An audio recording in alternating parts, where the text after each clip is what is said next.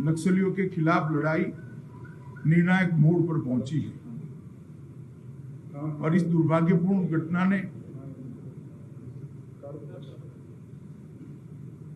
इसको और आगे बढ़ाने का काम किया है। हम 2 मकाम और आगे बढ़े हैं। आज छत्तीसगढ़ शासन के मुख्यमंत्री बघेल जी के साथ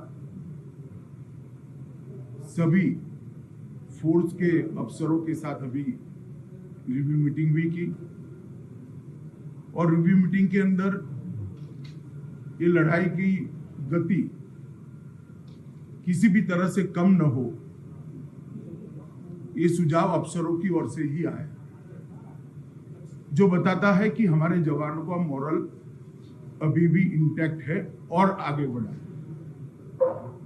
और मैं देश को विश्वास दिलाना चाहता हूं कि लड़ाई रुकेगी नहीं और गति के साथ आगे बढ़ेगी और इसको हम अंजाम तक ले जाएंगे। ये लड़ाई में अंत में नक्सलवादियों के खिलाफ हमारी विजय निश्चित है। विगत 5-6 सालों के अंदर छत्तीसगढ़ के अंदर जितने भी कैंप अंदर तक ले जाने थे उसमें काफी बड़ी मात्रा में हमें सफलता मिली है। छत्तीसगढ़ शासन और भारत सरकार ने मिलकर अंदर जाने की गति को बढ़ाया है और उसी ही जुल्लाहट में इस प्रकार के घटनाएं सामने आती हैं। विकास के मोर्चे पर भी ढेर सारे काम हुए हैं। कोरोना के कारण थोड़ी गति विगत 1 साल में मंद हुई है, मगर मैं मानता हूं कि जितने भी सुझाव ट्राइबल जनप्रतिनिधि की ओर से, मुख्यमंत्री छत्तीसगढ़ की ओर से, छत्तीसगढ़ के सांसदों की ओर से मिले हैं, वो सभी पर कार्यवाही चालू है। तो ट्राइबल एरिया के अंदर एक और विकास के काम को तेज करना और हथियारी ग्रुपों के खिलाफ लड़ाई को तीव्रता के साथ आगे बढ़ाना और उसको अंजाम तक ले जाना, दोनों मोर्चों पर दोनों सरकारें मिलकर मक्कमता के साथ लड़ रही है। देश के प्रधानमंत्री मोदी जी ने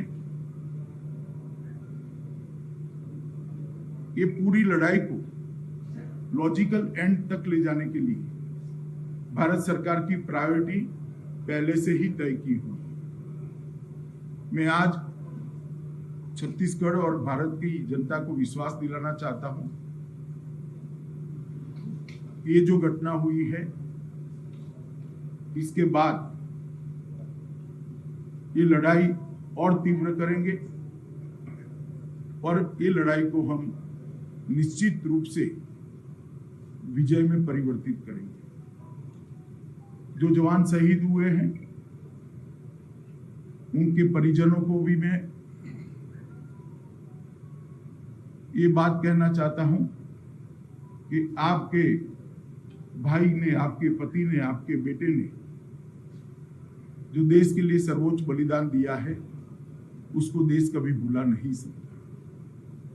मैं भारत सरकार की ओर से आपको इतना ही कहना चाहता हूं कि संकट की, दुख की इस घड़ी में पूरा देश आपके साथ खड़ा है और आपके परिजनों का जो बलिदान है वो व्यर्थ नहीं जाएगा। इन्होंने जिस उद्देश्य के लिए अपना सर्वोच्च बलिदान दिया है वो उद्देश्य को हम जरूर सिद्ध करेंगे। फिर से एक बार मैं शहीद हुए जवानों को श्रद्धांजलि देना चाहता हूं और उनका सर्वोच्च बलिदान जो है वो व्यर्थ नहीं जाएगा, इसके लिए मैं देश को विश्वास दिलाता हूं। हवाई हमला भी हमारे जवानों ने बहुत ही साहस का परिचय देते हुए नक्सलियों का मुंहतोड़ जवाब दिया है। जबरदस्त ये मुठभेड़ मैं नहीं कहूँगा बल्कि एक युद्ध की स्थिति थी जिसमें 4 घंटा तक लगातार हमारे जवान लड़ते रहे, जिसमें डीआरजी के, एसटीएफ के, कोबरा के और सीआरपीएफ के जवान शहीद हुए, घायल भी हुए हैं। और पहली बार ऐसा हुआ है कि नक्सलियों की जो नक्सली मारे गए उसके लाश भी लाए और उसके हथियार भी लाए। ये भी आपने देखा कि मीनपा की घटना भी हम आगे बढ़ के उनके साथ लड़ाई लड़े और उनको भी क्षति पहुंचाए। लगभग 26 नक्सली उस समय मारे गए थे। इस समय भी बड़ी संख्या में नक्सलियों के मारे जाने की सूचना है। 4 ट्रैक्टर में वो लाशें और घायलों को ले गए हैं, ये भी जानकारी है। कुछ दिनों में वो संख्या भी सामने आ जाएगा, 2-4 दिन में।